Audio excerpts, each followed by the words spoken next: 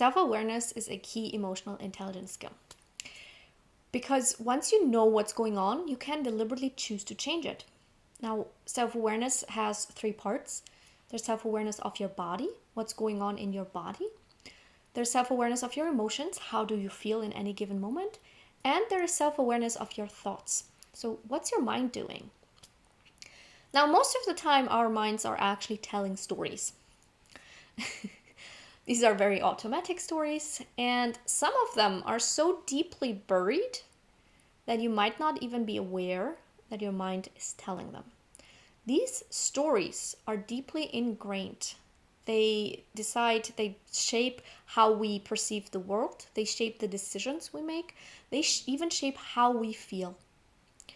They are often connected to links to blocks in our fascia, and these stories, especially the ones you're not aware of, can be a bit tricky to let go of because you gotta see them before you can, change them. Today, I want to share my favorite trick to actually look at these stories and dig them up. I'm using movies, books, and TV shows to do just that. Hi, I'm Miriam and I teach emotional intelligence skills. Welcome to EI for Life. So how do I do that? How do I use, fictional characters? Well, when we are drawn to someone, to another person, we are drawn to them because either they are like us, so they have a quality we already love in ourselves, so a quality we already have and we love it in them. When somebody annoys us, it's because they are doing something that we are also kind of doing and we don't like it. Or they are doing something, they are enacting a story that infuriates us because it's some sort of boundary crossing that we actually experience in real life. This works with real people. With real people, I call it the mirror technique. I have a separate video on that. And it works extremely well with fictional characters, if you allow yourself to use them as tools. Now, no, you do not have to sit through everything, every movie you've loved and take notes. Absolutely not. But here's how you can use, especially movies and TV shows and books you read and consume and watch over and over and over again to help you understand what's going on in your mind. Just ask yourself a few questions. Why do you like this particular character? This is a very important question, especially if you like the same kind of character. So if you are drawn to the same type of person in different shows and different movies. Why do you like this storyline? Is this what you think a good life should be like? Is this what you think, how you think a good person should act? What do you dislike about this? Is there a show that infuriates you? Why? What's going on there? Take the time to think about these things and, very important, externalize your thoughts. The way I like to do it is I start a new chat with ChatGPT and I will just talk through the movie. I will talk about what I liked, why I liked it, what I think it means. And I ask ChatGPT to comment on these thoughts and to make, ask questions if applicable, to go deeper into it. And it's amazing what kind of insights I've had about myself, about other people, about my view on the world, about what success story runs in my mind, and so on. You can also talk to other people if you have friends who love to discuss movies and TV shows and are open to this kind of conversation and you feel comfortable with them, then by all means do that.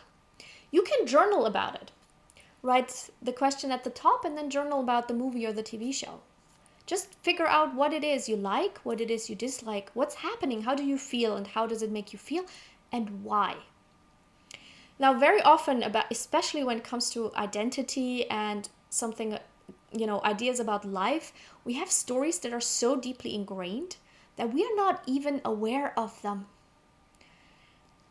But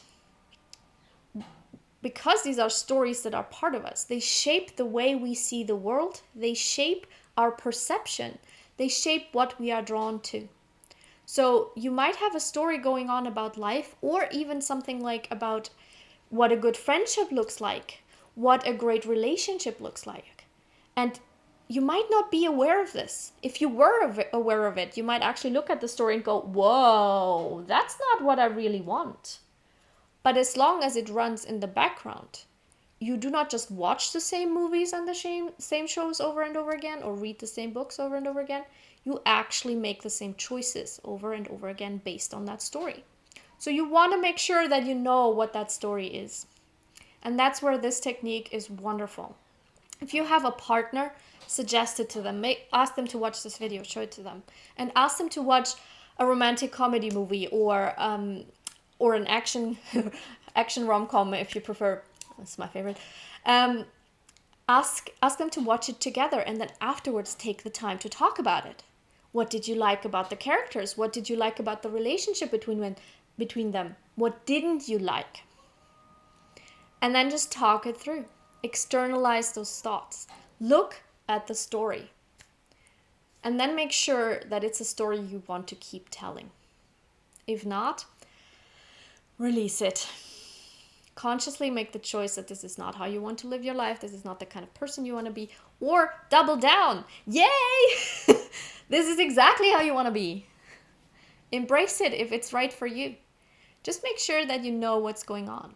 So, because when you do, you understand the decisions you've been making, and you can make sure that in future you still make the kind of decisions you actually want to make. Use movies and books and TV shows or streaming shows, whatever the current word is, to figure out what the stories are you tell about yourself, about other people, about relationships, and about life in general. Have fun with it, because this is one of my favorite techniques. It's so much fun. All you get to do is just watch what you like, and then afterwards just think a little bit about it. Enjoy. If you have any questions, just pop them in the comments, and I will see you in the next video.